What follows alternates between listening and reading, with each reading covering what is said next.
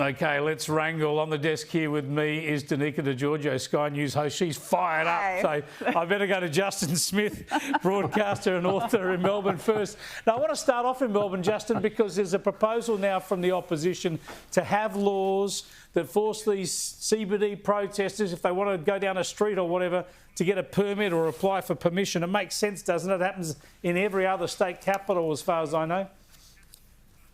Yeah, look, I think we've got to make the protests a hell of a lot safer. We don't want to stop protesting in Victoria, but we've got to make them safer because there's no doubt about it.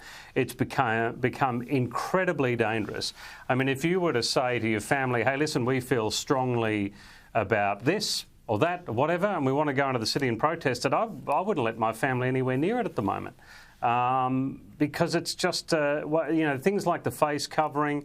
I wouldn't be a big fan of the permit system, but I think we've probably almost got to the point where we need it. But it needs to be safer for people. If I want to shut off my street for a street party at Christmas time, I need a permit. If you want to shut a street, you need a permit. Knock yourself out if you're just going to do it in a park.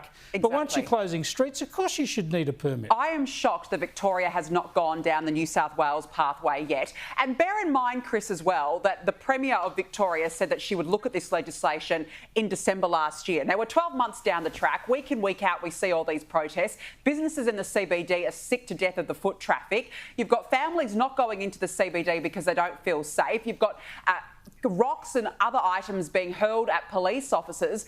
Enough is enough. And it's like her youth crime approach. It's this slow, steady, she'll be right, things will fix itself. She's doing the exact same with protesters, yet it's everyday taxpayer paying Victorians that are suffering again. Yeah, get it sorted, I reckon. Let's go to Kevin Rudd. Cam Redden of our Sky News Canberra Bureau caught up with him in the corridors last night. And Kevin thought to riff off one of his own famous lines, but it's such a famous line, Kevin got his own line wrong. Have a look. I'm from America and I'm here to help, and my name's Kevin. So there you go. No. He's supposed to say, I'm from Kevin, I'm from Queensland, I'm here to help. He says, I'm from America, I'm here to help, and then remembered, I'm Kevin.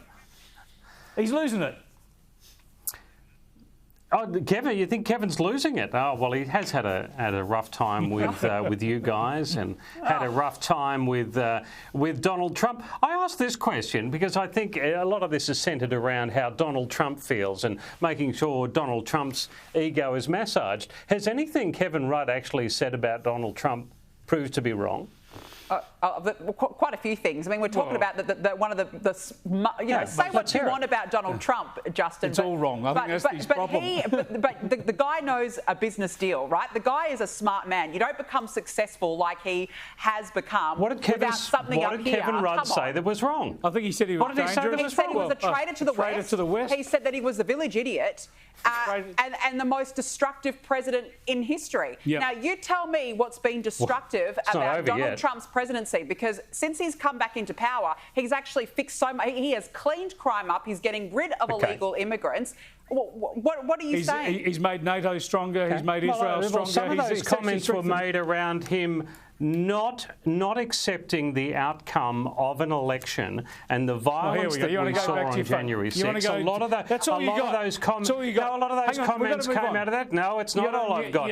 Mate, there are plenty of things with Trump. I just ask you this question. What did he say that was wrong? He said, we just went through that. He said he was a traitor to the West. And if you've picked up a newspaper in the last 3 years, you'll see how he's improved the situation when it comes to the security of the Western world. So I'm not going to let you just make it all about January the 6th every time. I want to get back to another one of your heroes, Bill Gates, the climate evangelist of the last couple of decades. He's admitted now that he was wrong. Too much hyperbole. We're not going to all boil in oil. This is a good development, isn't it?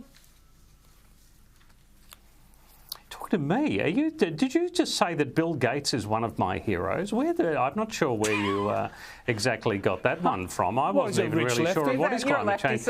I think a rich lefty. Oh yeah, well that's right. Anyone who's a rich lefty, I'm all for, mate. I'm head of their cheer squad, no doubt about it. Well, hey, hang on a sec. But shouldn't you be applauding him for pulling himself down to something which I would hope the two of you believe, which is that climate change is actually real. Climate change should be addressed, but we shouldn't be doomsdaying about it. Is that not something you feel? Justin, let me say this. Let me say this. History does not forget. Bill Gates may have forgotten his history, but a couple of years ago he was saying that it's bad that cows fart and burp. Then he was trying to sell us fake meat. He was on this worldwide publicity doomsday tour, sounding the doomsday gazoo here, there and everywhere. He brainwashed an entire generation. So you had to go at me for bringing out January 6th, so you're not pulling out the history here. Hang on a second, Justin. And now he claims that, oh, no, it was all just hyperbole that we can all forget. No. History does not forget. It's all in paper. It's on podcasts. It's in interviews. We know exactly what he said. Except when it comes to Trump, then history forgets. Well, no, we're talking about serious history issues. Forgets sometimes, doesn't it? No, that's all you want to talk about. The thing is, with Gates, at least he's done the Control-Alt-Delete. He's downloaded a new version of his software, and he's worked out, guess what?